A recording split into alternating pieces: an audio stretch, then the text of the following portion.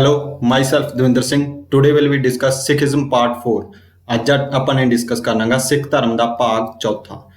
ਇਸ ਭਾਗ ਨੂੰ ਡਿਸਕਸ ਕਰਨ ਤੋਂ ਪਹਿਲਾਂ ਮੈਂ ਤੁਹਾਡੇ ਨਾਲ ਕੁਝ ਦੱਸਣਾ ਚਾਹੁੰਦਾ। ਇਸ ਤੋਂ ਪਹਿਲਾਂ ਆਪਾਂ ਨੇ 3 ਪਾਰਟ ਕਰ ਚੁੱਕੇ ਹਾਂ ਸਿੱਖੀਜ਼ਮ ਦੇ ਬਾਰੇ, ਜਿਹਦੇ ਵਿੱਚ ਪਹਿਲੇ ਪਾਰਟ ਦੇ ਵਿੱਚ ਜੋ ਪਹਿਲਾ ਭਾਗ ਸੀ ਉਸ ਦੇ ਵਿੱਚ ਆਪਾਂ ਨੇ ਕੀਤਾ ਸੀ ਸ੍ਰੀ ਗੁਰੂ ਨਾਨਕ ਦੇਵ ਜੀ, ਤੇ ਦੂਸਰੇ ਪਾਰਟ ਦੇ ਵਿੱਚ ਕੀਤਾ ਸੀਗਾ ਸ੍ਰੀ ਗੁਰੂ ਅੰਗਦ ਦੇਵ ਜੀ, ਗੁਰੂ ਅਮਰਦਾਸ ਜੀ ਤੇ ਗੁਰੂ ਰਾਮਦਾਸ ਜੀ ਤੇ ਗੁਰੂ ਅਰਜਨ ਦੇਵ ਜੀ।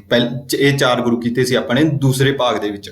ਤੇ ਤੀਸਰੇ ਭਾਗ ਦੇ ਵਿੱਚ ਕੀਤੇ ਸੀਗੇ ਗੁਰੂ ਹਰਗੋਬਿੰਦ ਜੀ, ਸ਼੍ਰੀ ਗੁਰੂ ਹਰਰਾਏ ਜੀ, ਹਰਕ੍ਰਿਸ਼ਨ ਜੀ ਤੇ ਗੁਰੂ ਤੇਗ ਬਹਾਦਰ ਜੀ। ਇਹਨਾਂ ਨੂੰ ਆਪਾਂ ਨੇ ਕੀਤਾ ਸੀਗਾ ਭਾਗ ਤੀਜੇ ਦੇ ਉੱਤੇ। ਇਸ ਵਿੱਚ ਆਪਾਂ ਨੇ ਡਿਸਕਸ ਕਰਨਾਗਾ ਸ਼੍ਰੀ ਗੁਰੂ ਗੋਬਿੰਦ ਜੀ ਤੇ ਇਹਨਾਂ ਦੀ ਜੀਵਨੀ ਵਿੱਚ ਜੋ ਇੰਪੋਰਟੈਂਟ ਘਟਨਾਵਾਂ ਹੋਈਆਂ ਨੇ ਉਹਨਾਂ ਬਾਰੇ ਆਪਾਂ ਅੱਜ ਡਿਸਕਸ ਕਰਾਂਗੇ। ਲੈਕਚਰ ਸ਼ੁਰੂ ਕਰਨ ਤੋਂ ਪਹਿਲਾਂ ਮੈਂ ਤੁਹਾਨੂੰ ਕੁਝ ਜਾਣਕਾਰੀ ਦੇਣਾ ਚਾਹੁੰਦਾ। ਇਸ ਲੈਕਚਰ ਪ੍ਰਤੀ ਜਾਂ ਸਾਡੇ ਚੈਨਲ ਪ੍ਰਤੀ ਕੋਈ ਵੀ ਜਾਣਕਾਰੀ ਲੈਣੀ ਆ ਤਾਂ ਤੁਸੀਂ ਇਸ ਦਿੱਤੇ ਹੋਏ ਕੰਟੈਕਟ ਨੰਬਰ ਤੇ ਕਾਲ ਕਰ ਸਕਦੇ ਹੋ। ਤੇ ਇਸ ਲੈਕਚਰ ਦਾ PDF ਤੇ ਹੋਰ PDF ਦੇ ਲਈ ਤੁਸੀਂ ਸਾਡਾ ਟੈਲੀਗ੍ਰਾਮ ਗਰੁੱਪ ਆ ਜੋ ਸਪੈਸ਼ਲ ETT ਵਾਲਿਆਂ ਵਾਸਤੇ ਆ, ਇਸ ਨੂੰ ਜੁਆਇਨ ਕਰ ਸਕਦੇ ਹੋ। ਉੱਥੇ ਤੁਹਾਨੂੰ PDF ਪੰਜਾਬੀ ਤੇ ਇੰਗਲਿਸ਼ ਦੋਵੇਂ ਲੈਂਗੁਏਜ ਦੇ ਵਿੱਚ ਪ੍ਰੋਵਾਈਡ ਕਰਵਾ ਦਿੱਤੇ ਜਾਣਗੇ।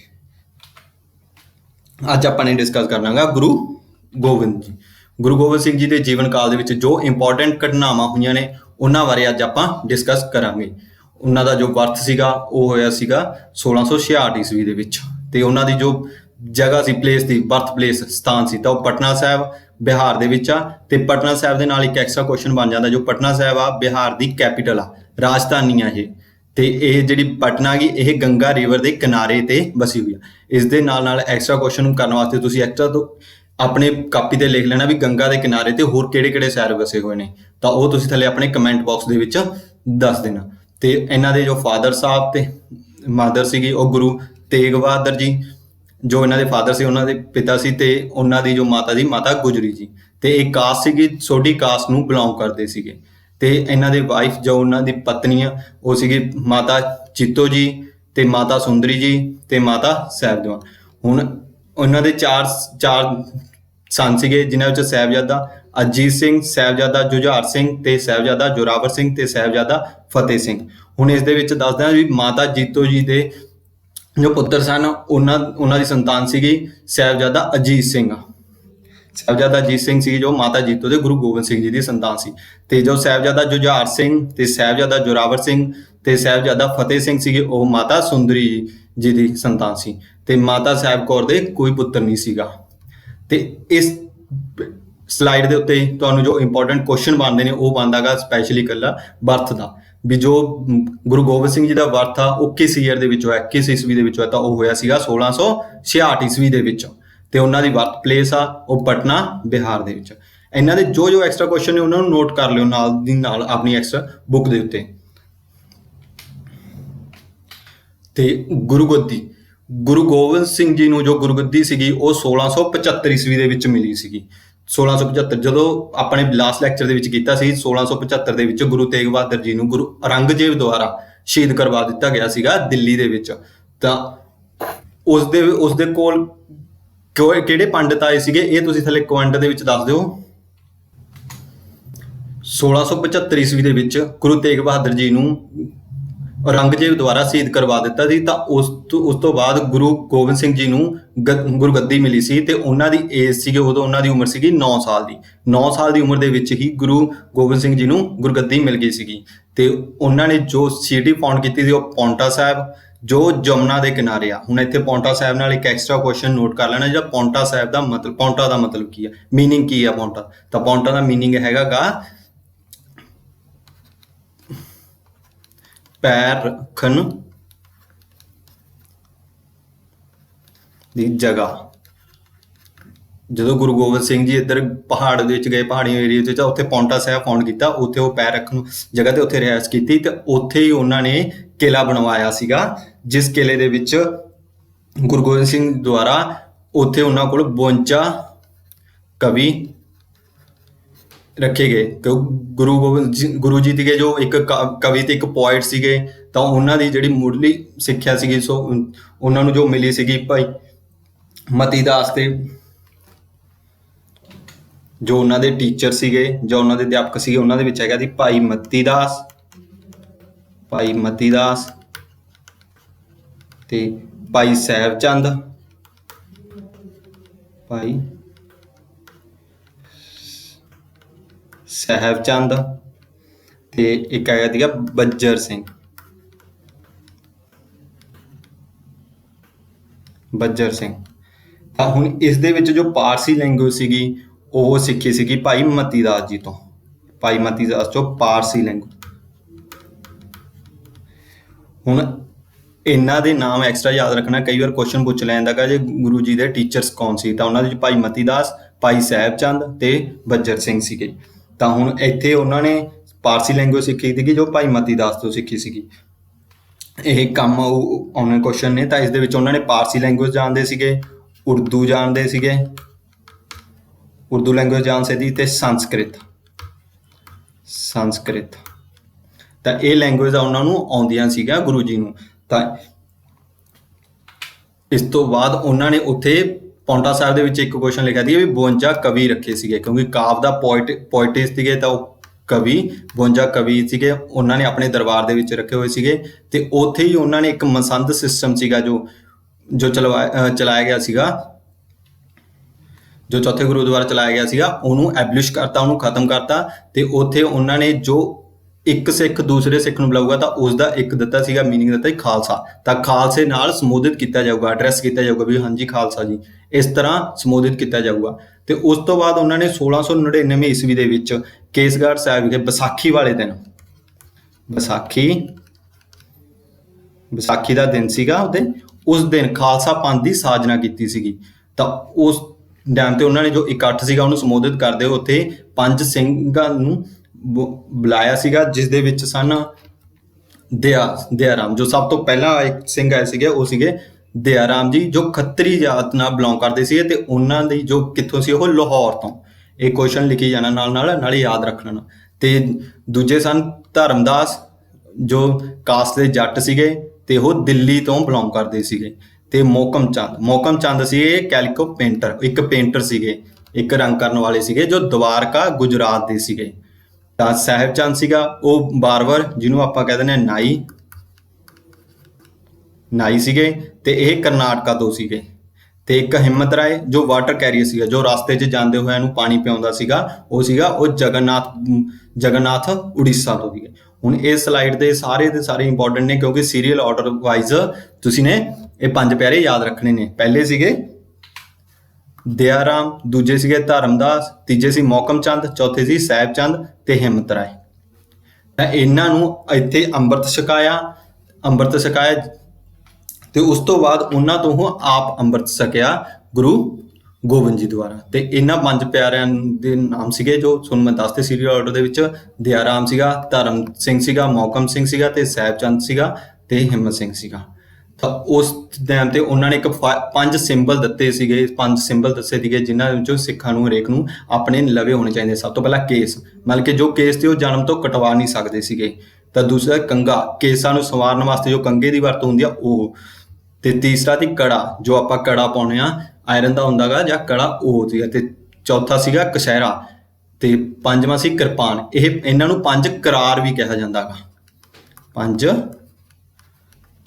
ਕਰਾਰ। ਇਹ 5 ਕਰਾਰ ਹੁੰਦੇ ਨੇ ਜੋ ਹਰੇਕ ਸਿੱਖ ਕੋਲ ਹੋਣੇ ਜ਼ਰੂਰੀ ਨੇ। ਸਭ ਤੋਂ ਪਹਿਲਾਂ ਕੇਸ, ਕੰਘਾ, ਕੜਾ, ਕਛਹਿਰਾ ਤੇ ਕਿਰਪਾਨ। ਇਹ 5 ਕਰਾਰ ਹੋਣੇ ਕੰਪਲਸਰੀ ਨੇ, ਗੁਰੂ ਜੀ ਦੁਆਰਾ ਇੱਕ ਆਰਡਰ ਦਿੱਤਾ ਗਿਆ ਸੀਗਾ। ਤੇ ਅੰਮ੍ਰਿਤ ਛਕਣ ਵਕਤ ਜੋ 5 ਬਾਣੀਆਂ ਦਾ ਪਾਠ ਹੁੰਦਾ ਗਾ, ਉਹ ਤੁਸੀਂ ਮੈਨੂੰ ਥੱਲੇ ਕਮੈਂਟ ਦੱਸੋ ਵੀ ਕਿਹੜੇ 5 ਬਾਣੀਆਂ ਨੇ ਉਹ ਪੜ੍ਹੀਆਂ ਜਾਂਦੀਆਂ ਨੇ ਜਦੋਂ ਅੰਮ੍ਰਿਤ ਛਕਾਉਂਦੇ ਨੇ। ਤਾਂ ਇਸ ਤੋਂ ਬਾਅਦ ਗੁਰੂ ਜੀ ਨੇ, ਉਸ ਤੋਂ ਬਾਅਦ ਜਦੋਂ ਖਾਲਸਾ ਪੰਥ ਦੀ ਸਾਜਨਾ ਹੋ ਗਈ, ਉਸ ਤੋਂ ਬਾਅਦ ਇੱਕ ਮਿਲਟਰੀ ਬਣ ਗਈ। ਤਾਂ ਉਸ ਤੋਂ ਬਾਅਦ ਉਹਨਾਂ ਨੇ ਇੱਕ ਫੌਜ ਬਣਾ ਲਈ, ਇੱਕ ਸੈਨਿਕ ਸਮਰੱਥਾ ਬਣਾ ਲਈ, ਜਿਸ ਤੋਂ ਬਾਅਦ ਉਹਨਾਂ ਨੇ ਜੋ ਔਰੰਗਜ਼ੇਬ ਦੁਆਰਾ, ਜੋ ਮੁਗਲਾਂ ਦੁਆਰਾ ਜੋ ਅਤਿਆਚਾਰ ਹੋ ਰਹੇ ਸੀਗੇ, ਉਹਨਾਂ ਦੇ ਵਿਰੁੱਧ ਲੜਨ ਵਾਸਤੇ, ਕਿਉਂਕਿ ਪੰਜਾਬ ਦੇ ਵਿੱਚ ਜੋ ਸੀਗਾ ਸਿੱਖ ਧਰਮ ਦਾ ਐਕਸਟੈਂਸ਼ਨ ਹੋ ਰਹੀ ਸੀ, ਵੱਧ ਫੁੱਲ ਰਿਹਾ ਸੀਗਾ। ਤਾਂ ਉਸ ਤੋਂ ਬਾਅਦ ਜੋ ਮੁਗਲ ਸੀਗੇ ਉਹ ਇਸ ਤੋਂ ਤੰਗ ਦੀ, ਕਿਉਂਕਿ ਜੋ ਸੈਂਟਰ ਏਸ਼ੀਆ ਵੱਲ ਸੀਗਾ ਜੋ ਵਪਾਰ ਸੀਗਾ ਉਸ ਦੇ ਵਿੱਚ ਪ੍ਰੋਬਲਮ ਆ ਰਹੀ ਸੀਗੀ। ਤਾਂ ਉਹਦੇ ਵਿੱਚ ਕੁਝ ਪਹਾੜੀ ਰਾਜੇ ਸੀਗੇ, ਉਹਨਾਂ ਦੀ ਆਪਸ ਵਿੱਚ ਉਹ ਸੀਗੀ ਬਣਦੀ ਨਹੀਂ ਸੀ। ਤਾਂ ਉਸ ਤੋਂ ਬਾਅਦ ਗੁਰੂ ਜੀ ਨਾਲ ਜੋ ਲੜਾਈਆਂ ਹੋਈਆਂ ਉਹਨਾਂ ਬਾਰੇ ਡਿਸਕਸ ਕਰਾਂਗੇ। ਇਸ ਤੋਂ ਪਹਿਲਾਂ ਜੋ ਖਾਲਸਾ ਪੰਥ ਦੀ ਸਾਜਨਾ ਹੋਈ ਸੀ ਉਸ ਤੋਂ ਪਹਿਲਾਂ ਦੀ ਲੜਾਈਆਂ ਤੇ ਖਾਲਸਾ ਪੰਥ ਦੀ ਸਾਜਨਾ ਤੋਂ ਬਾਅਦ ਦੀਆਂ ਲੜਾਈਆਂ। ਦੋਵਾਂ ਬਾਰੇ ਆਪਾਂ ਡਿਸਕਸ ਕਰਦੇ ਹਾਂ। ਜਿਹੜੀਆਂ ਖਾਲਸਾ ਪੰਥ ਤੋਂ ਪਹਿਲਾਂ ਦੀਆਂ ਲੜਾਈਆਂ ਨੇ ਉਹ 1675 ਤੋਂ ਲੈ ਕੇ 1699 ਦੇ ਵਿੱਚ ਹੋਈਆਂ ਨੇ, ਜਿਹਦੇ ਵਿੱਚ ਸਭ ਤੋਂ ਪਹਿਲੀ ਬੈਟਲ ਆਉਂਦੀ ਹੈ ਜੋ ਗੁਰੂ ਸਾਹਿਬ ਦੀ ਪਹਿਲੀ ਬੈਟਲ ਹੈ। ਕੁਐਸਚਨ ਬਣ ਜਾਂਦਾ first battle of Guru Sahib, ਸਭ ਤੋਂ ਪਹਿਲੀ ਬੈਟਲ ਕਿਹੜੀ ਸੀ? ਤਾਂ ਬੈਟਲ ਆਫ ਬਗਾਨੀ ਦੀ ਸੀਗੀ, ਜੋ ਬਗਾਨੀ ਰਿਵਰ ਗਿਰੀ ਰਿਵਰ ਦੇ ਕਿਨਾਰੇ ਆ। ਬਗਾਨੀ ਸ਼ਹਿਰ ਆ ਗਿਰੀ ਰਿਵਰ, 1688 ਈਸਵੀ ਦੇ ਵਿੱਚ। ਇੱਥੇ ਕੁਐਸਚਨ ਆ ਜਾਂਦਾ ਜਿਹੜੀ ਪਹਿਲੀ ਬੈਟਲ ਆ ਉਹ ਕਿਸ ਈਅਰ ਦੇ ਵਿੱਚ ਹੋਈ ਸੀਗੀ, ਜਾਂ ਬੈਟਲ ਆਫ ਬਗਾਨੀ ਕਦੋਂ ਹੋਈ ਸੀ? ਬਗਾਨੀ ਦੀ ਲੜਾਈ ਕਦੋਂ ਹੋਈ ਸੀ? 1688 ਈਸਵੀ ਦੇ ਵਿੱਚ ਹੋਈ ਸੀਗੀ।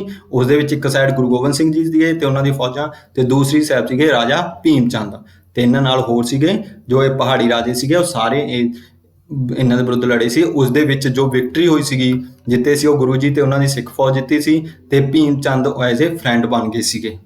ਤਾਂ ਇਹ ਪਹਿਲੀ ਲੜਾਈ ਇੱਥੇ ਕੁਐਸਚਨ ਬਣ ਜਾਣਾ ਹੁਣ ਯਾਦ ਰੱਖਣਾਗਾ ਵੀ ਸਭ ਤੋਂ ਪਹਿਲੀ ਬੈਟਲ ਕਿਹੜੀ ਆ, ਬੈਟਲ ਆਫ ਬਗਾਨੀ ਕਦੋਂ ਹੋਈ ਆ? 1688 ਈਸਵੀ ਦੇ ਵਿੱਚ ਹੋਈ ਆ। ਤੇ ਇਸ ਦਾ ਰਿਜ਼ਲਟ ਕੀ ਨਿਕਲਿਆ, ਇਸ ਦਾ ਨਤੀਜਾ ਕੀ ਨਿਕਲਿਆ? ਤਾਂ ਨਤੀਜਾ ਨਿਕਲਿਆ ਜਿਹੜਾ ਭੀਮ ਚੰਦ ਸੀਗਾ ਉਹ ਫਰੈਂਡ ਬਣ ਗਿਆ ਸੀਗਾ, ਦੋਸਤ ਬਣ ਗਿਆ ਸੀਗਾ। ਤਾਂ ਉਸ ਤੋਂ ਬਾਅਦ ਜਿਹੜੀ ਦੂਸਰੀ ਬੈਟਲ ਹੁੰਦੀ ਆ ਬੈਟਲ ਆਫ ਨਦੌਣ। ਇਸ ਬੈਟਲ ਦੇ ਵਿੱਚ ਜੋ ਹੁੰਦੀ ਆ ਇਹ 1690 ਦੇ ਵਿੱਚ ਹੁੰਦੀ ਆ, ਨਦੌਣ ਵਿਲੇਜ ਦੇ ਵਿੱਚ ਬਿਆਸ ਰਿਵਰ ਦੇ ਕਿਨਾਰੇ। ਇੱਥੇ ਕੁਐਸਚਨ ਬਣ ਜਾਂਦਾ ਬਿਆਸ ਰਿਵਰ ਦੇ ਕਿਨਾਰੇ ਜਿਹੜਾ ਨਦੌਣ ਆ ਕਿਸ ਰਿਵਰ ਦੇ ਕਿਨਾਰੇ ਆ? ਤਾਂ ਉਹ ਬਿਆਸ ਰਿਵਰ ਦੇ ਕਿਨਾਰੇ ਆ, ਇਹ ਲਿਖ ਲੈਣਾ ਨਾਲ। ਤੇ ਇਸ ਬੈਟਲ ਦੇ ਵਿੱਚ ਕੌਣ ਸੀ? ਗੁਰੂ ਜੀ ਤੇ ਹਿੱਲ ਰਾਜਾ, ਜੋ ਪਹਾੜੀ ਰਾਜੇ ਸੀ, ਜੋ ਭੀਮ ਚੰਦ ਸੀ ਉਹ ਗੁਰੂ ਜੀ ਦੇ ਨਾਲ ਸੀਗੇ, ਕਿਉਂਕਿ ਉਹ ਐਜ਼ ਏ ਫਰੈਂਡ ਬਣ ਗਏ ਸੀ 1688 ਈਸਵੀ ਦੇ ਵਿੱਚ। ਤਾਂ ਉਹ ਕਿਹਦੇ ਵਿਰੁੱਧ ਸੀ? ਅਲੀਫ ਖਾਨ, ਜੋ ਮੁਗਲਾਂ ਦਾ ਗਵਰਨਰ ਸੀਗਾ। ਕਿਉਂਕਿ ਜਿੰਨੀਆਂ ਵੀ ਗੁਰੂ ਸਾਹਿਬ ਦੀਆਂ ਲੜਾਈਆਂ ਹੋਈਆਂ ਉਹ ਮੁਗਲਾਂ ਦੇ ਨਾਲ ਹੀ ਹੋਈਆਂ ਨੇ ਜਾਂ ਪਹਾੜੀ ਰਾਜਿਆਂ ਦੇ ਨਾਲ ਹੋਈਆਂ ਨੇ। ਤਾਂ ਉਹਨਾਂ ਦਾ ਮੁਗਲ ਦਾ ਜਿਹੜਾ ਗਵਰਨਰ ਸੀ ਪੰਜਾਬ ਦਾ ਬਣਾਇਆ ਹੋਇਆ ਸੀਗਾ, ਜੋ ਸੂਬੇਦਾਰ ਸੀਗਾ ਉਹ ਅਲੀਫ ਖਾਨ ਸੀਗਾ, ਤਾਂ ਉਸ ਦੇ ਵਿਰੁੱਧ ਲੜੀ। ਇਸ ਦੇ ਵਿੱਚ ਵੀ ਜੋ ਵਿਕਟਰੀ ਹੋਈ ਸੀਗੀ, ਜੋ ਜਿੱਤੀ ਸੀ ਇਹ ਗੁਰੂ ਜੀ ਨੇ ਜਿੱਤੀ ਸੀਗੀ। ਤੇ ਇਹਦਾ ਰਿਜ਼ਲਟ ਇਹ ਨਿਕਲ ਗਿਆ ਸੀਗਾ ਕਿ ਅਲੀਫ ਖਾਨ ਸੀਗਾ ਉਹ ਹਾਰ ਕੇ ਉੱਥੋਂ ਭੱਜ ਗਿਆ ਸੀਗਾ। ਤੇ ਉਸ ਤੋਂ ਬਾਅਦ ਖਾਲਸਾ ਪੰਥ ਦੀ ਸਾਜਨਾ ਹੋ ਜਾਂਦੀ ਹੈ 1699 ਈਸਵੀ ਦੇ ਵਿੱਚ। ਤੇ ਉਸ ਤੋਂ ਬਾਅਦ ਜਿਹੜੀਆਂ ਲੜਾਈਆਂ ਹੁੰਦੀਆਂ ਨੇ ਉਹ 1699 ਦੇ ਵਿੱਚ ਹੁੰਦੀਆਂ ਨੇ, ਕਿਉਂਕਿ ਗੁਰੂ ਸਾਹਿਬ ਨੇ ਉਸ ਤੋਂ ਬਾਅਦ ਜਿਹੜੀ ਸਿੱਖ ਧਰਮ ਦੇ ਐਕਸਟੈਂਸ਼ਨ ਹੈ, ਜੋ ਸਿੱਖ ਧਰਮ ਨੂੰ ਵਧਣ ਫੁੱਲਣਾ, ਉਹ ਇਹ 10 ਸਾਲਾਂ ਦੇ ਵਿੱਚ ਕਰਿਆ। ਤਾਂ ਇਸ ਦੇ ਲਈ ਮੁਗਲ ਜਿਹੜਾ ਸਮਰਾਟ ਸੀਗਾ, ਜੋ ਰਾਜਾ ਸੀਗਾ ਔਰੰਗਜ਼ੇਬ, ਤਾਂ ਉਹ ਇਸ ਨੂੰ ਜ਼ਿਆਦਾ ਦੇਖ ਨਹੀਂ ਸਕਦਾ, ਕਿਉਂਕਿ ਉਹ ਕੱਟੜ ਇਸਲਾਮੀ ਸੀਗਾ। ਤਾਂ ਕਰਕੇ ਉਹ ਕਿਸੇ ਵੀ ਧਰਮ ਦੀ ਐਕਸਟੈਂਸ਼ਨ ਜਾਂ ਕਿਸੇ ਵੀ ਧਰਮ ਨੂੰ ਵਧਣ ਫੁੱਲਣ ਤੋਂ ਰੋਕਣਾ ਚਾਹੁੰਦਾ ਸੀ, ਕਿਉਂਕਿ ਉਹ ਹਿੰਦੂਆਂ ਦੇ ਉੱਤੇ ਵੀ ਉਹ ਕਰ ਰਿਹਾ ਸੀਗਾ। ਇਸ ਤੋਂ ਪਹਿਲਾਂ ਆਪਾਂ ਡਿਸਕਸ ਕਰ ਚੁੱਕੇ ਹਾਂ ਜੋ ਗੁਰੂ ਤੇਗ ਬਹਾਦਰ ਜੀ ਸੀਗਾ, ਉਹਨਾਂ ਦੀ ਜੋ ਸ਼ਹੀਦੀ ਸੀ ਉਹ ਔਰੰਗਜ਼ੇਬ ਦੁਆਰਾ ਕਰਵਾਈ ਗਈ ਸੀਗੀ। ਤਾਂ ਉਹ 1675 ਈਸਵੀ ਦੇ ਵਿੱਚ। ਤਾਂ ਇਸ ਦੇ ਨਾਲ ਹੀ ਉਹ ਸਿੱਖਾਂ ਦੇ ਵੀ ਲੱਗਣ ਲੱਗ ਗਿਆ ਸੀਗਾ, ਉਹਨਾਂ ਨੇ ਸਿੱਖਾਂ ਦੇ ਵਿਰੁੱਧ ਹੋ ਗਿਆ ਸੀਗਾ। ਤਾਂ ਉਸ ਤੋਂ ਬਾਅਦ ਔਰੰਗਜ਼ੇਬ ਨੇ ਡਾਇਰੈਕਟ ਲੜਾਈਆਂ ਹੋਈਆਂ, ਜਿਸ ਵਿੱਚ ਖਾਲਸਾ ਪੰਥ ਦੀ ਸਾਜਨਾ ਹੋਈ। ਹੁਣ ਖਾਲਸਾ ਪੰਥ ਦੇ ਬਾਅਦ ਬਣਨ ਤੋਂ ਬਾਅਦ ਦੀਆਂ ਲੜਾਈਆਂ ਨੇ, ਜਿਨ੍ਹਾਂ ਵਿੱਚ ਪਹਿਲੀ ਬੈਟਲ ਆਉਂਦੀ ਆ ਬੈਟਲ ਆਫ ਅਨੰਦਪੁਰ ਸਾਹਿਬ। ਜੋ ਫਸਟ ਬੈਟਲ ਆਉਂਦੀ ਆ ਬੈਟਲ ਆਫ ਅਨੰਦਪੁਰ ਸਾਹਿਬ, ਜੋ ਹੋਈ ਕਿੱਥੇ ਆ? ਉਹ ਅਨੰਦਪੁਰ ਦੇ ਵਿੱਚ ਹੋਈ ਸੀਗੀ 1701 ਈਸਵੀ ਦੇ ਵਿੱਚ, ਜਿਸ ਦੇ ਵਿੱਚ ਕਿਹਦੇ ਵਿੱਚ ਹੋਈ ਸੀ? ਉਹ ਗੁਰੂ ਜੀ ਤੇ ਉਹਨਾਂ ਦੀਆਂ ਫੌਜਾਂ ਤੇ ਉਸਦੇ ਵਿਰੁੱਧ ਸੀਗੇ ਰਾਜਾ ਭੀਮ ਚੰਦ। ਕਿਉਂਕਿ ਰਾਜਾ ਭੀਮ ਚੰਦ ਪਹਿਲਾਂ 1690 ਦੇ ਵਿੱਚ ਫਰੈਂਡ ਸੀਗਾ, ਦੋਸਤ ਸੀਗਾ। ਉਸ ਤੋਂ ਬਾਅਦ ਉਹ ਜਦੋਂ ਉੱਤੋਂ ਮੁਗਲਾਂ ਦਾ ਪ੍ਰੈਸ਼ਰ ਬਣਿਆ ਤਾਂ ਉਹ ਗੁਰੂ ਜੀ ਦੇ ਵਿਰੁੱਧ ਲੜਿਆ। ਤਾਂ ਉਸ ਦੇ ਨਾਲ ਜੋ ਵੀ ਪਹਾੜੀ ਰਾਜੇ ਤੇ ਉਹ ਸਾਰੇ ਸੀਗੇ। ਤਾਂ ਇਸ ਦੇ ਵਿੱਚ ਜੋ ਵਿਕਟਰੀ ਹੋਈ ਸੀ, ਜੋ ਜਿੱਤੇ ਸੀਗੇ ਗੁਰੂ ਜੀ ਜਿੱਤੇ ਸੀਗੇ। ਪਰ ਜਿੱਤਣ ਤੋਂ ਬਾਅਦ ਵੀ ਮੁਗਲਾਂ ਨੇ ਜੋ ਅਨੰਦਪੁਰ ਸੀਗਾ ਉਹਨੂੰ ਘੇਰਾ ਪਾ ਕੇ ਰੱਖਿਆ। ਤਾਂ ਉਸ ਤੋਂ ਬਾਅਦ ਇੱਕ ਇਹ ਰਿਜ਼ਲਟ ਨਿਕਲਿਆ ਵੀ ਜੋ ਕਹਿੰਦੇ ਵੀ ਗੁਰੂ ਜੀ ਨੂੰ ਵੀ ਤੁਹਾਨੂੰ ਕੁਝ ਨਹੀਂ ਕਰਦੇ, ਤੁਸੀਂ ਸਾਨੂੰ ਅਨੰਦਪੁਰ ਤੋਂ ਛੱਡ ਕੇ ਨਿਰਮੋਹ ਵੱਲ ਚਲੇ ਜਾਓ। ਤਾਂ ਉਹ ਰਿਜ਼ਲਟ ਦੇ ਵਿੱਚ ਉਹ ਗੁਰੂ ਜੀ ਨਿਰਮੋਹ ਵੱਲ ਚੱਲ ਗਏ ਸੀਗੇ, ਕਿਉਂਕਿ ਗੁਰੂ ਸਾਹਿਬ ਨਹੀਂ ਚਾਹੁੰਦੇ ਸੀਗੇ ਵੀ ਇੱਥੇ ਜੋ ਸੀਗੇ ਬੁੜੇ ਸੀਗੇ ਜਾਂ ਬੱਚੇ ਸੀ ਵੀ ਉਹਨਾਂ ਦਾ ਨੁਕਸਾਨ ਹੋਵੇ। ਤਾਂ ਉਸ ਦਾ ਰਿਜ਼ਲਟ ਇਹ ਨਿਕਲਿਆ ਵੀ ਨਿਰਮੋਹ ਵੱਲ ਚਲੇ ਗਏ। ਪਰ ਮੁਗਲਾਂ ਦਾ ਜਾਣਦੇ ਹੀ ਹੋ, ਮੁਗਲਾਂ ਨੇ ਇਸ ਚੀਜ਼ ਦਾ ਮਗਰੋਂ ਵਿਰੋਧ ਕੀਤਾ। ਤਾਂ ਉਹਨਾਂ ਨੇ ਨਿਰਮੋਹ ਦੇ ਉੱਤੇ ਦੁਬਾਰੇ ਅਟੈਕ ਕਰਤਾ, ਜਿਹੜੀ ਬੈਟਲ ਬਣ ਜਾਂਦੀ ਹੈ ਬੈਟਲ ਆਫ ਨਿਰਮੋਹ। ਤਾਂ ਇਹ ਹੋਈ ਹੈ ਨਿਰਮੋਹ ਤੇ 1702 ਈਸਵੀ ਦੇ ਵਿੱਚ।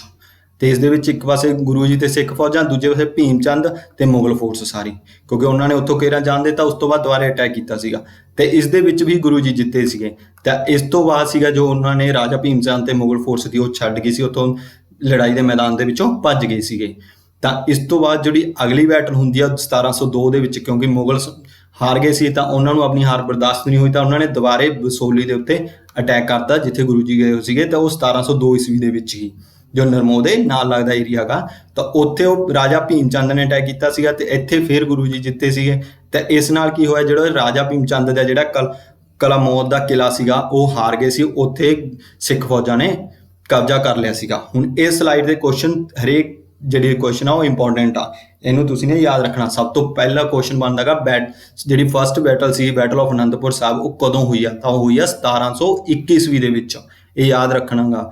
ਤੇ ਕਿਹਦੇ ਵਿਚਕਾਰ ਹੋਈ ਆ ਇਹ? ਗੁਰੂ ਸਾਹਿਬ ਤੇ ਰਾਜਾ ਭੀਮ ਚੰਦ ਦੇ ਵਿਚਕਾਰ ਹੋਈ ਸੀਗੀ। ਤੇ ਜਿਹੜੀ ਬੈਟਲ ਆਫ ਨਰਮੋ ਸੀ ਉਹ ਕਿਸ ਈਅਰ ਦੇ ਵਿੱਚ ਹੋਈ ਸੀ? ਉਹ ਹੋਈ ਸੀ 1702 ਈਸਵੀ ਦੇ ਵਿੱਚ। ਤੇ ਬੈਟਲ ਆਫ ਬਸੋਲੀ ਉਹ ਕਦੋਂ ਹੋਈ ਆ? ਤਾਂ ਉਹ ਹੋਈ ਆ 1702 ਈਸਵੀ ਦੇ ਵਿੱਚ। 1702 ਈਸਵੀ ਦੇ ਦੋ ਹੀ ਨਾ, ਬੈਟਲ ਆਫ ਬਸੋਲੀ ਤੇ ਬੈਟਲ ਆਫ ਨਿਰਮੋ ਹੋਈ ਆ। ਤਾਂ ਇਸ ਤੋਂ second battle of Anandpur Sahib, second battle of Anandpur ਹੋਈ ਸੀਗੀ ਜੋ 1704 ਈਸਵੀ ਦੇ ਵਿੱਚ ਹੋਈ ਆ। ਤਾਂ ਇਸ ਬੈਟਲ ਦੇ ਵਿੱਚ ਸੀਗਾ ਜੋ ਗੁਰੂ ਜੀ ਤੇ ਉਹਨਾਂ ਦੀ ਫੋਰਸ ਸੀਗੀ ਤੇ ਉਹ ਹੈਗੀ ਸੀ ਮੁਗਲਾਂ ਦੇ ਵਿਰੁੱਧ ਲੜੀ ਗਈ ਸੀ। ਇਸ ਦੇ ਵਿੱਚ ਜੋ ਸੀਗੇ ਅਨੰਦਪੁਰ ਸਾਹਿਬ ਦੇ ਵਿੱਚ ਜੋ ਜੋਰਾਵਰ ਸਿੰਘ ਤੇ ਫਤਿਹ ਸਿੰਘ ਜੀ, ਜੋ ਦੋ ਛੋਟੇ ਸਾਹਿਬਜ਼ਾਦੇ ਸੀਗੇ ਗੁਰੂ ਜੀ ਦੇ, ਉਹਨਾਂ ਨੂੰ ਜਿਉਂਦਾ ਕੰਧਾਂ ਦੇ ਵਿੱਚ ਚਿਣਵਾ ਦਿੱਤਾ ਗਿਆ ਸੀਗਾ। ਕਿਉਂਕਿ ਜੋ ਸਰਸਾ ਨਦੀ ਦੇ ਕਿਨਾਰੇ ਜੋ ਬਸੋਲੀ ਦੀ ਲੜਾਈ ਹੋਈ ਸੀ, ਉਸ ਤੋਂ ਬਾਅਦ ਜੋ ਵੱਖਰੇ ਹੋ ਗਏ ਸੀਗੇ, ਦੋ ਸਾਹਿਬਜ਼ਾਦੇ ਸੀਗੇ ਜੋ ਗੁਰੂ ਜੀ ਦੇ ਨਾਲ ਚਲੇ ਗਏ ਤੇ ਦੋ ਸਾਹਿਬਜ਼ਾਦੇ ਮਾਤਾ ਗੁਜਰੀ ਜੀ ਦੇ ਨਾਲ ਗਏ ਸੀ। ਤਾਂ ਉਹਨਾਂ ਨੂੰ ਫੜ ਕੇ ਉਹਨਾਂ ਨੂੰ ਉੱਥੇ ਠੰਡੇ ਬੁਰਜ ਦੇ ਵਿੱਚ ਰੱਖਿਆ ਗਿਆ। ਉਸ ਤੋਂ ਬਾਅਦ ਉਹਨਾਂ ਨਾਲ ਜੋ ਗੱਲਬਾਤ ਕਰਕੇ ਉਹਨਾਂ ਨੂੰ ਕਿਹਾ ਸੀਗਾ ਜਾਂ ਤਾਂ ਤੁਸੀਂ ਇਸਲਾਮ ਨੂੰ ਕਬੂਲ ਕਰ ਲਓ ਜਾਂ ਮੌਤ ਨੂੰ ਕਬੂਲ ਕਰ ਲਓ। ਤਾਂ ਉਹਨਾਂ ਨੂੰ ਉਸ ਦੇ ਉੱਤੇ ਜੋ ਵਜ਼ੀਰ ਖਾਨ ਸੀਗਾ ਉਸ ਦੁਆਰਾ ਕੰਧਾਂ ਦੇ ਵਿੱਚ ਜਿਉਂਦੇ ਹੀ ਚਿਣਵਾ ਦਿੱਤਾ ਗਿਆ ਸੀਗਾ। ਤਾਂ ਇਹ ਯਾਦ ਰੱਖਣਾ, ਉਹਨਾਂ ਦੀ ਏਜ ਸੀਗੀ 4 ਸਾਲ ਤੇ 7 ਸਾਲ ਦੀ ਏਜ ਸੀਗੀ। ਤਾਂ ਉਸ ਤੋਂ ਬਾਅਦ ਜਿਹੜੀ ਅਗਲੀ ਬੈਟਲ ਹੁੰਦੀ ਆ ਉਹ ਬੈਟਲ ਆਫ ਸਾਹੀ ਟਿੱਬੀ ਦੀ ਹੁੰਦੀ ਆ। ਉਹ ਵੀ 1704 ਈਸਵੀ ਦੇ ਵਿੱਚ ਹੀ ਹੁੰਦੀ ਆ। ਇਸ ਦੇ ਵਿੱਚ ਮੁਗਲ ਫੋਰਸ ਤੇ ਇੱਕ ਪਾਸੇ ਗੁਰੂ ਜੀ ਦੀ, ਤੇ ਇਹਨਾਂ ਦੇ ਵਿੱਚ ਜੋ ਵਿਕਟਰੀ ਹੁੰਦੀ ਆ ਉਹ ਹੋ ਜਾਂਦੀ ਆ ਸਿੱਖਾਂ ਦੀ ਹੋ ਜਾਂਦੀ ਆ। ਤਾਂ ਇਸ ਦੇ ਵਿੱਚ ਜੋ ਹੁੰਦਾ ਦੀ ਆ, ਜੋ ਸਿੱਖਾਂ ਦੁਆਰਾ ਮੁਗਲਾਂ ਦਾ ਬਹੁਤ ਜ਼ਿਆਦਾ ਨੁਕਸਾਨ ਕਰ ਦਿੱਤਾ ਜਾਂਦਾ ਗਾ ਤੇ ਉਹਨਾਂ ਦੇ ਵਿੱਚ ਬਹੁਤ ਸਾਰੇ ਸਿਪਾਹੀ ਉਹਨਾਂ ਦੇ ਮਾਰੇ ਜਾਂਦੇ ਹੁੰਦੇ ਨੇ। ਤਾਂ ਇਸ ਸਾਹੀ ਟਿੱਬੀ ਤੋਂ ਬਾਅਦ ਜੋ ਮੁਗਲ ਸੀਗੇ ਜ਼ਿਆਦਾ ਹੀ ਗੁੱਸੇ 'ਚ ਆ ਗਏ ਉਹਨਾਂ ਨੇ। ਫਿਰ ਉਸ ਤੋਂ ਬਾਅਦ ਚਮਕੌਰ ਸਾਹਿਬ ਦੀ ਲੜਾਈ ਹੁੰਦੀ ਆ, ਜਿਸ ਦੇ ਵਿੱਚ ਬਹੁਤ ਕਤਲੇਆਮ ਹੁੰਦਾ ਗਾ, ਜਿਸ ਦੇ ਵਿੱਚ ਸਿੱਖਾਂ ਕੋਲ ਸਿਰਫ 40 ਸਿੰਘ ਸੀਗੇ ਤੇ ਉਹ ਨਾਲ ਸੀਗੇ ਜੁਝਾਰ ਸਿੰਘ ਤੇ ਅਜੀਤ ਸਿੰਘ, ਤੇ ਗੁਰੂ ਸਾਹਿਬ ਵੀ ਨਾਲ ਸੀਗੇ ਗੁਰੂ ਜੀ। ਤਾਂ ਇਹਨਾਂ ਨਾਲ ਜੋ 35 ਸਿੰਘ ਤੇ 2 ਸੰਨ ਸੀਗੇ ਜੋ ਅਜੀਤ ਸਿੰਘ ਤੇ ਜੁਝਾਰ ਸਿੰਘ। ਤਾਂ ਇਹ ਲਗਭਗ ਮੁਗਲ ਫੋਰਸ ਦੀ 10 ਲੱਖ ਦੀ ਫੋਰਸ ਸੀਗੀ ਜਿਸ ਦੇ ਨਾਲ ਇਹਨਾਂ ਦੀ ਲੜਾਈ ਹੁੰਦੀ ਹੈ। ਤਾਂ ਇਸ ਦੇ ਵਿੱਚ ਕੀ ਹੁੰਦਾ, ਅਜੀਤ ਸਿੰਘ ਤੇ ਜੁਝਾਰ ਸਿੰਘ ਇਸ ਫਾਈਟਿੰਗ ਦੇ ਵਿੱਚ ਡਾਈਡ ਹੋ ਜਾਂਦੇ ਨੇ, ਉਹ ਸ਼ਹੀਦੀ ਪਾ ਜਾਂਦੇ ਨੇ। ਇਹਨਾਂ ਨਾਲ 35 ਸਿੰਘ ਵੀ ਪਾ ਜਾਂਦੇ ਨੇ। ਤਾਂ ਇਸ ਤੋਂ ਬਾਅਦ ਗੁਰੂ ਜੀ ਨੇ ਜੋ ਚਮਕੌਰ ਦਾ ਕਿਲ੍ਹਾ ਗਾ ਮੁਗਲਾਂ ਦੁਆਰਾ ਕਹਿ ਦਿੰਦੇ ਨੇ ਵੀ ਤੁਸੀਂ ਛੱਡ ਕੇ ਚਲੋ, ਚਾਹੇ ਉਹ ਤੁਹਾਨੂੰ ਕੁਝ ਨਹੀਂ ਕਹਿੰਦੇ, ਤਾਂ ਉਹ ਸਾਹਮਣੇ ਦੀ ਚਲੇ ਜਾਂਦੇ ਨੇ। ਤਾਂ ਇਹਨਾਂ ਦੇ ਵਿੱਚ ਜੋ ਵਿਕਟਰੀ ਹੁੰਦੀ ਆ ਉਹ ਮੁਗਲ ਫੋਰਸ ਦੀ ਹੁੰਦੀ ਆ। ਤਾਂ ਉਸ ਤੋਂ ਬਾਅਦ ਜੋ ਨੈਕਸਟ ਬੈਟਲ ਹੁੰਦੀ ਆ ਉਹ ਹੁੰਦੀ ਆ ਬੈਟਲ ਆਫ ਖਿਦਰਾਣਾ ਦੀ, ਜੋ 1705 ਈਸਵੀ ਦੇ ਵਿੱਚ ਹੁੰਦੀ ਆ।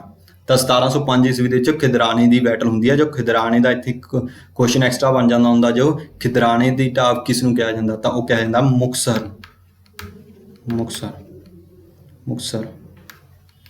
ਇਹ ਯਾਦ ਰੱਖਣਾ, ਮੁਕਤਸਰ। ਤਾਂ ਮੁਕਤਸਰ ਸ਼ਹਿਰ ਨੂੰ ਹੈ ਜੋ ਖਿਦਰਾਣੇ ਦੀ ਢਾਬ ਕਿਹਾ ਜਾਂਦਾ ਗਾ। ਇਹ ਐਕਸਟਰਾ ਕੁਐਸਚਨ ਆ, ਇਹਨੂੰ ਯਾਦ ਰੱਖਣਾ। ਤਾਂ ਇਹ ਬੈਟਲ ਹੁੰਦੀ ਆ 1705 ਈਸਵੀ ਦੇ ਵਿੱਚ, ਜਿਸ ਦੇ ਵਿੱਚ ਗੁਰੂ ਜੀ ਤੇ ਉਹਨਾਂ ਦੀਆਂ ਫੌਜਾਂ ਤੇ ਉਹੀ ਵਿਰੁੱਧ ਦੇ ਵਿੱਚ ਕੌਣ ਹੁੰਦੇ ਨੇ, ਆਪੋਜੀਟ ਕੌਣ ਹੁੰਦੇ ਨੇ? ਤਾਂ ਉਹ ਹੁੰਦੇ ਨੇ ਮੁਗਲ ਫੋਰਸ ਹੁੰਦੀ ਆ। ਤਾਂ ਇਸ ਦੇ ਵਿੱਚ ਜੋ ਸਿੱਖਾਂ ਦੇ ਜੋ ਟੋਟਲ 40 ਸਿੰਘ ਹੁੰਦੇ ਨੇਗੇ, ਜਿਨ੍ਹਾਂ ਨੂੰ 40 ਮੁਕਤੇ ਕਿਹਾ ਜਾਂਦਾ ਗਾ, ਤਾਂ ਉਹ ਇਹਦੇ ਵਿੱਚ ਸ਼ਹੀਦੀ ਪਾ ਜਾਂਦੇ ਨੇਗੇ। ਜੋ ਚਮਕੌਰ ਦੀ ਲੜਾਈ ਦੇ ਵਿੱਚ ਉਹਨਾਂ ਨੂੰ ਛੱਡ ਕੇ ਚਲੇ ਗਏ ਸੀ। ਐਕਸਟਰਾ ਸਿੱਖ ਸੀਗੇ ਜੋ ਉਹਨਾਂ ਨੂੰ 40 ਮੁਕਤੇ, ਤਾਂ ਉਹਨਾਂ ਦੇ ਨਾਂ ਦੇ ਉੱਤੇ ਹੀ ਮੁਕਤਸਰ ਸ਼ਹਿਰ ਦੀ ਸਥਾਪਨਾ ਹੁੰਦੀ ਆ। ਮੁਕਤਸਰ, ਠੀਕ ਆ। ਤਾਂ ਮੁਕਤਸਰ ਸ਼ਹਿਰ ਦੀ ਸਥਾਪਨਾ 40 ਮੁਕਤੇ। ਤਾਂ 40 ਮੁਕਤਿਆਂ ਦੀ ਧਰਤੀ ਕਿਹਨੂੰ ਕਿਹਾ ਜਾਂਦਾ? ਮੁਕਤਸਰ ਸ਼ਹਿਰ ਨੂੰ। ਇਹ ਐਕਸਟਰਾ ਕੁਐਸਚਨ ਹੈ। ਤੇ ਖਿਦਰਾਣੇ ਦੀ ਢਾਬ ਕਿਹਨੂੰ ਕਹਿੰਦਾ? ਉਹ ਵੀ ਮੁਕਤਸਰ ਸ਼ਹਿਰ ਨੂੰ ਕਿਹਾ ਜਾਂਦਾ ਗਾ। ਤੇ ਇਸ ਤੋਂ ਬਾਅਦ ਆ ਜਾਂਦੀ ਹੈ ਨੈਕਸਟ। ਤਾਂ ਉਸ ਤੋਂ ਬਾਅਦ ਜਦੋਂ ਗੁਰੂ ਜੀ ਹੁੰਦੇ ਨੇ, ਇਸ ਲੜਾਈਆਂ ਤੋਂ ਬਾਅਦ ਉਹ ਪੰਜਾਬ ਨੂੰ ਛੱਡ ਕੇ ਜਾ ਰਹੇ ਹੁੰਦੇ ਨੇਗੇ, ਉੱਥੇ ਤਲਵੰਡੀ ਸਾਬੋ ਪਹੁੰਚਦੇ ਨੇ। ਤਾਂ ਉੱਥੇ ਰਸਤੇ ਦੇ ਵਿੱਚ ਜਫਰਨਾਮਾ ਜੋ ਦੀਨਾ ਬਲੇਜ਼ ਆਉਂਦਾ ਗਾ ਫਰੀਦਕੋਟ ਦੇ ਕੋਲ, ਉੱਥੇ 1706 ਦੇ ਵਿੱਚ ਇੱਕ ਜਫਰਨਾਮਾ ਲਿਖਦੇ ਨੇ ਜੋ ਔਰੰਗਜ਼ੇਬ ਨੂੰ ਲਿਖਦੇ ਨੇ। ਇਸ ਤੋਂ ਪਹਿਲਾਂ ਗੁਰੂ ਸਾਹਿਬ ਜੀ ਦੇ 2 ਛੋਟੇ ਸਾਹਿਬਜ਼ਾਦੇ ਤੇ 2 ਵੱਡੇ ਸਾਹਿਬਜ਼ਾਦੇ 2 ਸ਼ਹੀਦੀ ਪਾ ਚੁੱਕੇ ਸੀਗੇ। ਉਸ ਤੋਂ ਬਾਅਦ ਉਹ ਔਰੰਗਜ਼ੇਬ ਨੂੰ ਲਿਖਦੇ ਨੇਗੇ, ਇੱਕ ਜਫਰਨਾਮਾ ਲਿਖਦੇ ਨੇ ਜਿਹਦੇ ਵਿੱਚ 111 ਵਰਸਸ ਨੇ, ਜੋ ਲਿਖਿਆ ਗਿਆ ਦੀ ਪਾਰਸੀਅਨ ਲੈਂਗੁਏਜ ਦੇ ਵਿੱਚ। ਇਸ ਤੋਂ ਪਹਿਲਾਂ ਮੈਂ ਸਲਾਈਡ ਦੇ ਵਿੱਚ ਦੱਸ ਗਿਆ ਵੀ ਪਾਰਸੀਅਨ ਲੈਂਗੁਏਜ ਆ ਜੋ ਕਿਹਨਾਂ ਨੇ ਸਿਖਾਈ ਗਈ ਸੀ, ਉਹ ਤੁਸੀਂ ਹਲੇ ਕਮੈਂਟ ਦੇ ਵਿੱਚ ਲਿਖ ਦੇਣਾ ਵਾ। ਤਾਂ 1706 ਦੇ ਵਿੱਚ ਦੀਨਾ ਬਲੇਜ਼ ਦੇ ਵਿੱਚ ਜੋ ਐਡਰੈਸ ਕਰਦਾ ਹੁੰਦਾ ਔਰੰਗਜ਼ੇਬ ਨੂੰ। ਤਾਂ ਉਹਨਾਂ ਨੇ ਇਹ ਜਿਹੜਾ ਔਰੰਗਜ਼ੇਬ ਨੂੰ ਭੇਜਦੇ ਉਹਨਾਂ ਨੇ ਭਾਈ ਦਇਆ ਸਿੰਘ ਤੇ ਭਾਈ ਧਰਮ ਸਿੰਘ, ਇਹਨਾਂ ਦੁਆਰਾ ਜਿਹੜਾ ਇਹ ਜ਼ਫ਼ਰਨਾਮਾ ਭੇਜਿਆ ਜਾਂਦਾ ਔਰੰਗਜ਼ੇਬ ਕੋਲ। ਤਾਂ ਉਸ ਦੇ ਕੋਲ ਔਰੰਗਜ਼ੇਬ ਸੀਗਾ ਜੋ ਇਸ ਜ਼ਫ਼ਰਨਾਮੇ ਨੂੰ ਪੜ੍ਹਨ ਤੋਂ ਬਾਅਦ ਉਹਦਾ ਦਿਲ ਝੰਜੋੜ ਜਾਂਦਾ, ਤਾਂ ਉਸਦੀ ਮੌਤ ਹੋ ਜਾਂਦੀ ਆ। ਤਾਂ ਉਸ ਦੀ ਡੈਥ ਤੋਂ ਬਾਅਦ ਜੋ ਮੁਗਲਾਂ ਦੇ ਵਿੱਚ ਉਹਦੀ ਡੈਥ ਤੋਂ ਬਾਅਦ ਹੁੰਦੀ ਆ, ਤਾਂ ਉਸ ਤੋਂ ਬਾਅਦ ਉਹਨਾਂ ਦਾ ਅਗਲਾ ਪੀਰੀਅਡ ਸਟਾਰਟ ਹੋ ਜਾਂਦਾ ਹੁੰਦਾ ਗਾ, ਜਿਹਦੇ ਵਿੱਚ ਬਹਾਦਰ ਸ਼ਾਹ ਰਾਜਾ ਬਣਦਾ ਗਾ। ਤਾਂ ਉਸ ਤੋਂ ਬਾਅਦ ਗੁਰੂ ਜੀ ਦੀ ਲਾਈਫ ਆ ਜਿਹੜੀ ਇਸ ਤੋਂ ਬਾਅਦ ਬਦਲ ਜਾਂਦੀ ਹੈ। ਤਾਂ ਉਹਨਾਂ ਨੇ ਗੁਰੂ ਤਲਵੰਡੀ ਸਾਬੋ ਪਹੁੰਚਦੇ ਨੇ। ਤਲਵੰਡੀ ਸਾਬੋ ਦਾ ਦੂਸਰਾ ਨਾਮ ਕੀ ਆ? ਦਮਦਮਾ ਸਾਹਿਬ। ਦਮਦਮਾ ਸਾਹਿਬ ਕੁਐਸਚਨ ਬਣ ਜਾਂਦਾ ਵੀ ਦਮਦਮਾ ਸਾਹਿਬ ਕਿਸ ਸ਼ਹਿਰ ਦਾ ਨਾਮ? ਤਾਂ ਉਹ ਤਲਵੰਡੀ ਸਾਬੋ ਦਾ ਨਾਮ ਆ। ਤੇ ਇੱਥੇ ਜਾ ਕੇ ਗੁਰੂ ਜੀ ਦਸਮ ਗ੍ਰੰਥ ਜੋ ਆਦਿ ਗ੍ਰੰਥ ਤੋਂ ਵੱਖਰਾ ਕੀਤਾ ਜਾਂਦਾ ਗਾ ਉਸ ਨੂੰ ਲਿਖਿਆ ਹੁੰਦੇ ਨੇਗੇ, ਜਿਨ੍ਹਾਂ 'ਚ ਗੁਰੂ ਗ੍ਰੰਥ ਸਾਹਿਬ ਵੀ ਲਿਖਿਆ ਜਾਂਦਾ ਗਾ। ਤੇ ਇਸ ਦੇ ਨਾਲ ਹੀ ਇਸ ਸਲਾਈਡ ਤੇ ਜੋ ਕੁਐਸਚਨ ਬਣਦੇ ਨੇ ਮੇਨ ਇੰਪੋਰਟੈਂਟ, ਜਾਫਰਨਾਮਾ ਕਿਸ ਈਅਰ ਦੇ ਵਿੱਚ ਲਿਖਿਆ ਗਿਆ? ਉਹ ਲਿਖਿਆ ਗਿਆ ਸੀਗਾ 1706 ਈਸਵੀ ਦੇ ਵਿੱਚ। ਕਿਸ ਨੂੰ ਲਿਖਿਆ? ਔਰੰਗਜ਼ੇਬ ਨੂੰ ਲਿਖਿਆ ਗਿਆ ਗਾ। ਤਾਂ ਦਮਦਮਾ ਸਾਹਿਬ ਦਾ ਦੂਸਰਾ ਨਾਮ ਕਿਸ ਸ਼ਹਿਰ ਦਾ ਗਾ? ਉਹ ਤਲਵੰਡੀ ਸਾਬੋ ਦਾ ਗਾ। ਇਹ ਐਕਸਟਰਾ ਕੁਐਸਚਨ ਹੈ। ਤੇ ਦਸਮ ਗ੍ਰੰਥ ਆ ਜੋ ਕਿਸ ਦੁਆਰਾ ਲਿਖਿਆ ਗਿਆ? ਗੁਰੂ ਜੀ ਦੁਆਰਾ ਲਿਖਿਆ ਗਿਆ ਗਾ। ਉਹਨਾਂ ਨੇ ਸਿਰਫ ਇਹਨੂੰ ਬੋਲਿਆ ਸੀ, ਲਿਖਣ ਵਾਲੇ ਸੀਗੇ ਹੁਣ ਸੀ। ਤੇ ਇਸ ਸਲਾਈਡ ਤੇ ਜੋ ਕੁਐਸਚਨ ਬਣਾ, ਦਮਦਮਾ ਸਾਹਿਬ ਨੂੰ ਕੀ ਹੋਰ ਕੀ ਕਹਿੰਦੇ ਨੇ? ਇੱਕ ਕਹਿੰਦੇ ਨੇ ਗੁਰੂ ਕੀ ਕਾਸ਼ੀ। ਗੁਰੂ ਕੀ ਕਾਸ਼ੀ ਸ਼ਹਿਰ ਦਮਦਮਾ ਸਾਹਿਬ ਨੂੰ ਕਿਹਾ ਜਾਂਦਾ। ਉੱਥੇ ਗੁਰੂ ਘਰ ਬਣਾ, ਉੱਥੇ ਆਪਣਾ ਇੱਕ ਤਖਤ ਬਣਿਆ ਹੋਇਆ ਗਾ। ਤਾਂ ਗੁਰੂ ਕੀ ਕਾਸ਼ੀ ਕਿਸ ਨੂੰ ਕਿਹਾ ਜਾਂਦਾ? ਤਲਵੰਡੀ ਸਾਬੋ ਨੂੰ ਵੀ। ਤਲਵੰਡੀ ਸਾਬੋ ਵੀ ਆ ਜਾਂਦਾ ਉੱਥੇ ਨਾਮ, ਤਲਵੰਡੀ ਸਾਬੋ। ਤਾਂ ਤਲਵੰਡੀ ਸਾਬੋ ਨੂੰ ਵੀ ਗੁਰੂ ਕੀ ਕਾਸ਼ੀ ਕਿਹਾ ਜਾਂਦਾ ਗਾ।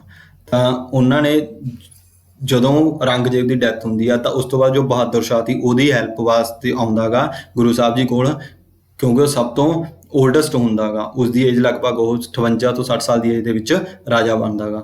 ਤਾਂ ਉਹ ਜੋ ਬੈਟਲ ਹੁੰਦੀ ਆ, ਬੈਟਲ ਆਫ ਜਜਾਊ, ਉਸ ਦੇ ਵਿੱਚ ਗੁਰੂ ਜੀ ਉਹਨਾਂ ਦੀ ਹੈਲਪ ਕਰਦੇ ਨੇ, ਕਿਉਂਕਿ ਗੁਰੂ ਜੀ ਦਾ ਨੇਚਰ ਕੀ ਸੀਗਾ? ਜੋ ਮਦਦ ਮੰਗਣ ਆਉਂਦਾ ਤਾਂ ਉਹਦੀ ਮਦਦ ਕਰਦੇ ਨੇ। ਤਾਂ ਉਹ ਬਹਾਦਰ ਸ਼ਾਹ ਦੀ ਮਦਦ ਕਰਦੇ ਨੇ, ਚਾਹੇ ਔਰੰਗਜ਼ੇਬ ਨਾਲ ਇਹਨਾਂ ਦਾ ਰਿਹਾ ਹੋਵੇ, ਕਿਉਂਕਿ ਉਹਨਾਂ ਦੇ ਜੁਰਮਾਂ ਦੇ ਪ੍ਰਤੀ ਇਹਨਾਂ ਨੇ ਕਹਿਤਾ ਮੈਂ ਜ਼ੁਲਮ ਨਹੀਂ ਕਰੂੰਗਾ, ਤਾਂ ਉਸ ਦੀ ਮਦਦ ਕਰਦੇ ਨੇ। ਤਾਂ ਉਹ ਬੈਟਲ ਆਫ ਜਜਾਊ ਹੁੰਦੀ ਆ। ਤੇ ਬਹਾਦਰ ਸ਼ਾਹ ਨੂੰ ਮਿਲੇ ਕਿੱਥੇ ਸੀ? ਇਹ ਮਿਲੇ ਸੀਗੇ ਆਗਰਾ ਦੇ ਵਿੱਚ। ਆਗਰਾ ਦੇ ਵਿੱਚ ਮਿਲੇ ਸੀਗੇ ਬਹਾਦਰ ਸ਼ਾਹ ਨੂੰ, ਜਦੋਂ ਗੁਰੂ ਜੀ ਉੱਧਰ ਨੰਦੇੜ ਸਾਹਿਬ ਜਾ ਰਹੇ ਸੀ ਰਸਤੇ ਦੇ ਵਿੱਚ। ਤਾਂ ਉੱਥੇ ਉਹਨਾਂ ਦੀ ਹੈਲਪ ਕਰਦੇ ਨੇ। ਬੈਟਲ ਆਫ ਜਜਾਊ ਜੋ 1707 ਈਸਵੀ ਵਿੱਚ। ਇੱਥੇ ਕੁਐਸਚਨ ਆ ਜਾਂਦਾ ਗਾ ਉਹ ਕਿਹੜਾ ਗੁਰੂ ਆ ਜਿਹੜਾ ਬਹਾਦਰ ਸ਼ਾਹ ਨੂੰ ਮਿਲਿਆ ਸੀਗਾ? ਤਾਂ ਉਹ ਮਿਲੇ ਸੀਗੇ ਗੁਰੂ ਗੋਬਿੰਦ ਜੀ ਮਿਲੇ ਸੀਗੇ। ਤੇ ਉਸ ਤੋਂ ਬਾਅਦ ਉਹ ਨੰਦੇੜ ਪਹੁੰਚਦੇ ਨੇ। ਨੰਦੇੜ ਜਾ ਰਹੇ ਹੁੰਦੇ ਨੇ। ਤਾਂ ਨੰਦੇੜ ਕਿਸ ਨਦੀ ਦੇ ਕਿਨਾਰੇ ਆ? ਉਹ ਹੈਗਾ ਗਾ ਗੋਦਾਵਰੀ ਰਿਵਰ ਦੇ ਕਿਨਾਰੇ ਹੈਗਾ। ਤਾਂ ਉੱਥੇ ਜੋ ਮਾਧੋ ਦਾਸ ਮਿਲਦਾ ਗਾ, ਜਿਹਨੂੰ ਬਾਅਦ ਵਿੱਚ ਉਹਨਾਂ ਨੂੰ ਨਾਮ ਬਦਲ ਕੇ ਗੁਰੂ ਸਾਹਿਬ ਵੱਲੋਂ ਦਿੱਤਾ ਜਾਂਦਾ ਬੰਦਾ ਸਿੰਘ ਬਹਾਦਰ, ਉਸ ਨੂੰ ਵਜ਼ੀਰ ਖਾਨ ਨੂੰ ਜੋ ਕਨਿਸ਼ਕਾ ਉਹਨੂੰ ਉਸ ਨਾਲ ਜੋ ਉਹਦਾ ਅਤਿਆਚਾਰ ਚੱਲ ਰਿਹਾ ਹੁੰਦਾ ਪੰਜਾਬ ਦੇ ਵਿੱਚ ਉਸ ਵੱਲ ਤੋਰ ਦਿੰਦੇ ਨੇ ਤੇ ਉਹਨਾਂ ਨੂੰ 5 ਤੀਰ ਦੇ ਦਿੰਦੇ ਨੇ।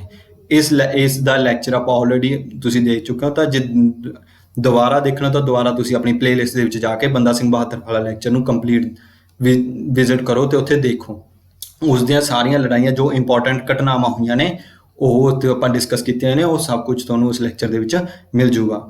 ਤਾਂ ਹੁਣ ਗੁਰੂ ਸਾਹਿਬ ਜੀ ਦੁਆਰਾ ਜੋ ਕੰਪੋਜੀਸ਼ਨਾਂ ਸੀਗੀਆਂ, ਜੋ ਉਹਨਾਂ ਤੋਂ ਰਚਨਾਵਾਂ ਨੇ, ਉਹਨਾਂ ਦੇ ਵਿੱਚ ਜਾਪ ਸਾਹਿਬ, ਬਾਰ ਸ੍ਰੀ ਭਗਉਤੀ ਜੀ ਤੇ ਬਚਿੱਤਰ ਨਾਟਕ ਤੇ ਅਕਾਲ ਉਸਤਤ ਤੇ ਚੰਡੀ ਦੀ ਵਾਰ, ਇਹ ਗੁਰੂ ਜੀ ਦੁਆਰਾ ਜਿਹੜੀਆਂ ਰਚਨਾਵਾਂ ਨੇ ਇਹ ਲਿਖੀਆਂ ਗਈਆਂ ਨੇ।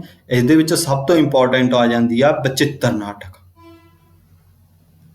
ਬਚਿੱਤਰ ਨਾਟਕ ਆ ਜਾਂਦੀ ਆ ਜੋ ਐਗਜ਼ਾਮੀਨਰ ਦੀ ਸਭ ਤੋਂ ਫੇਵਰਟ ਹੁੰਦੀ ਆ। ਐਗਜ਼ਾਮੀਨਰ ਹਰੇਕ ਪੇਪਰ ਦੇ ਵਿੱਚ, ਜੋ ਵੀ ਪੰਜਾਬ ਦਾ ਪੇਪਰ ਹੁੰਦਾ ਗਾ ਉਸ ਦੇ ਵਿੱਚ ਪੁੱਛ ਲੈਂਦਾ ਗਾ ਵੀ ਬਚਿੱਤਰ ਨਾਟਕ ਜਿਹੜੀ ਰਚਨਾ ਗਈ ਉਹ ਕਿਸ ਦੁਆਰਾ ਲਿਖੀ ਗਈ ਆ?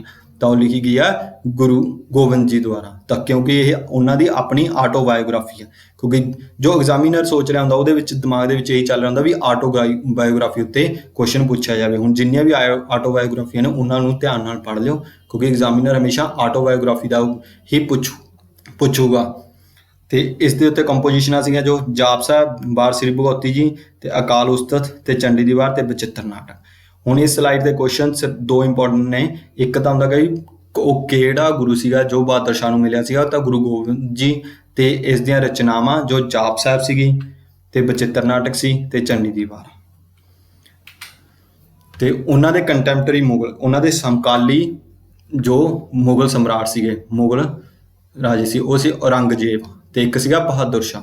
ਹੁਣ ਇਹਨਾਂ ਦਾ ਟਾਈਮ ਪੀਰੀਅਡ ਤੁਹਾਨੂੰ ਪਿਛਲੇ ਉਹਦੇ ਵਿੱਚ ਦੱਸਿਆ ਸੀਗਾ ਲੈਕਚਰ ਦੇ ਵਿੱਚ, ਤਾਂ ਤੁਸੀਂ ਥੱਲੇ ਕਮੈਂਟ ਬਾਕਸ ਦੇ ਵਿੱਚ ਲਿਖ ਦੇਣਾ। ਤੇ ਬਹਾਦਰ ਸ਼ਾਹ ਦਾ ਟਾਈਮ ਪੀਰੀਅਡ ਮੈਂ ਦੁਬਾਰੇ ਦੱਸ ਦੇਣਾ। ਉਹਨਾਂ ਦਾ ਟਾਈਮ ਪੀਰੀਅਡ ਬਣਦਾ ਗਾ 1707 ਈਸਵੀ ਤੋਂ ਲੈ ਕੇ 1712 ਈਸਵੀ ਤੱਕ।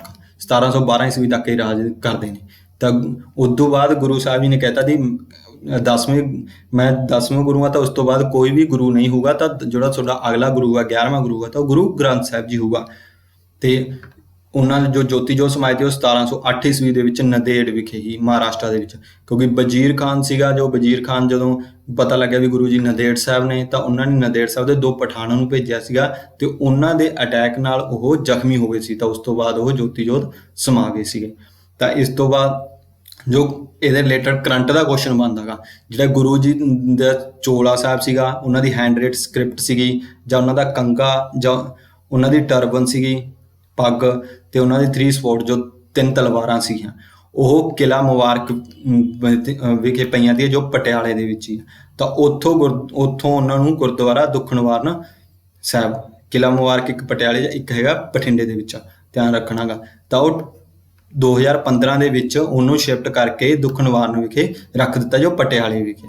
ਤਾਂ ਇਹ ਕਰੰਟ ਦਾ ਕੁਐਸਚਨ ਆ ਜਾਂਦਾ, ਕਈ ਵਾਰ ਪੁੱਛ ਲੈਂਦੇ ਨੇਗੇ ਵੀ ਜਿਹੜੀਆਂ ਉਹਨਾਂ ਦਾ ਉਹ ਕਿੱਥੇ ਪਹਿਲਾਂ ਕਿੱਥੇ ਪਈਆਂ ਸੀ ਤੇ ਹੁਣ ਕਿੱਥੇ ਨੇ, ਤਾਂ ਹੁਣ ਇਹ ਦੁੱਖ ਨਿਵਾਰਨ ਸਾਹਿਬ ਨੇ।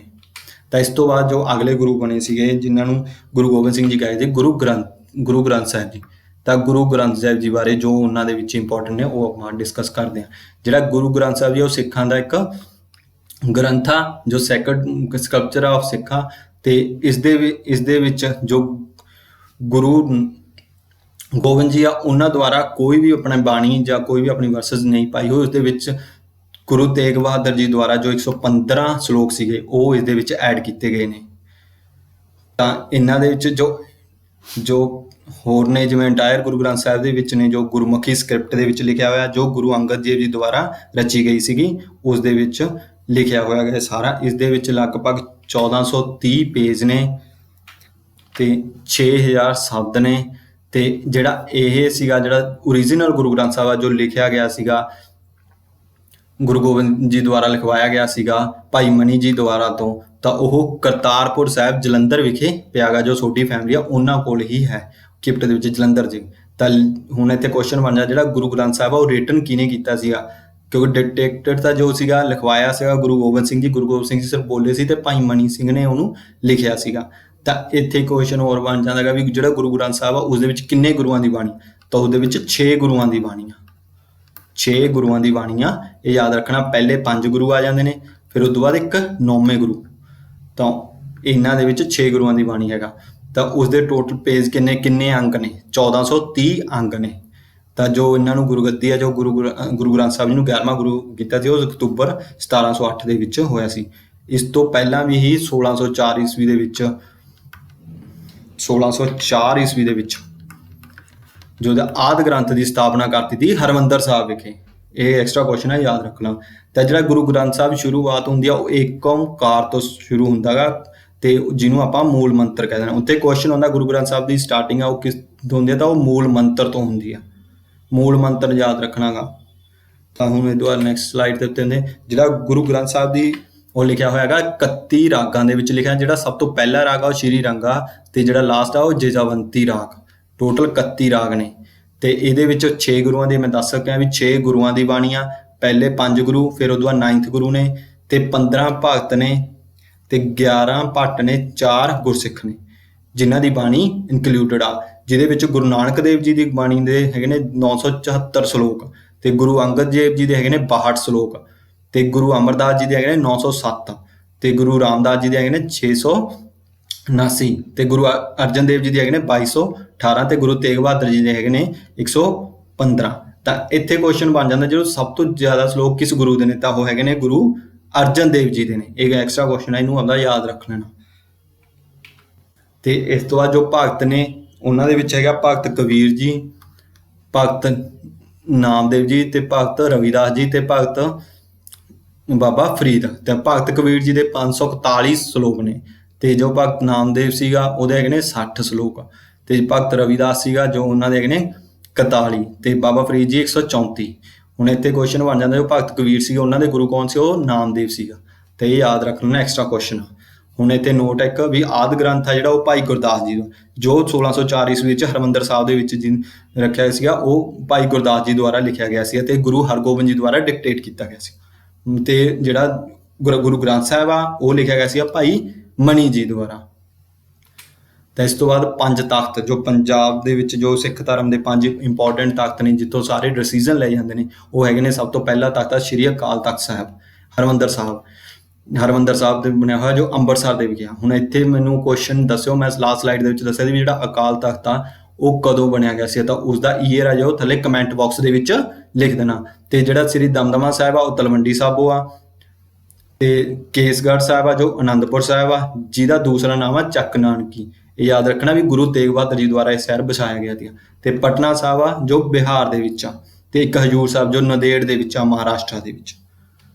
ਤੇ ਇਸ ਦੇ ਨਾਲ ਆਪਣੀ ਜੋ ਸਿੱਖ ਧਰਮ ਦੀ ਸੀਰੀਜ਼ ਆ ਉਹਦਾ ਇਹ ਲਾਸਟ ਲੈਕਚਰ ਸੀਗਾ, ਜਿਹਦੇ ਵਿੱਚ ਆਪਾਂ ਨੇ ਭਾਗ 4 ਕੀਤੇ ਨੇ।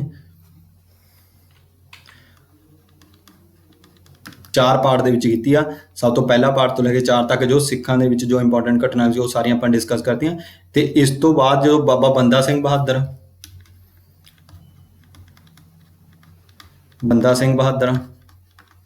ਤੇ ਉਦੋਂ ਬਾਅਦ ਮਹਾਰਾਜਾ ਰਣਜੀਤ ਸਿੰਘ ਆਪਾਂ ਆਲਰੇਡੀ ਤੁਹਾਨੂੰ ਵੀਡੀਓ ਪ੍ਰੋਵਾਈਡ ਕਰਾ ਚੁੱਕੇ ਹਾਂ, ਤਾਂ ਤੁਸੀਂ ਉਹਨੂੰ ਆਪਣੀ ਪਲੇਲਿਸਟ ਦੇ ਵਿੱਚ ਜਾ ਕੇ ਚੈੱਕ ਕਰ ਸਕਦੇ ਹੋ। ਜੋ ਇੰਪੋਰਟੈਂਟ ਜੋ ਪੰਜਾਬ ਦੇ ਰਿਲੇਟਡ ਨੇ ਉਹ ਸਾਰੇ ਆਪਾਂ ਡਿਸਕਸ ਕਰ ਸਕਦੇ ਹਾਂ। ਇਸ ਦੇ ਵੀ 2 ਪਾਰਟ ਬਣੇ ਹੋਏ ਨੇ, ਬੰਦਾ ਸਿੰਘ ਬਹਾਦਰ ਤੇ ਮਿਸਲਾਂ ਦਾ ਵੀ ਬਣਿਆ ਹੋਇਆ ਇੱਕ, ਉਹਨੂੰ ਵੀ ਜਾ ਕੇ ਚੈੱਕ ਕਰ ਸਕਦੇ ਹੋ।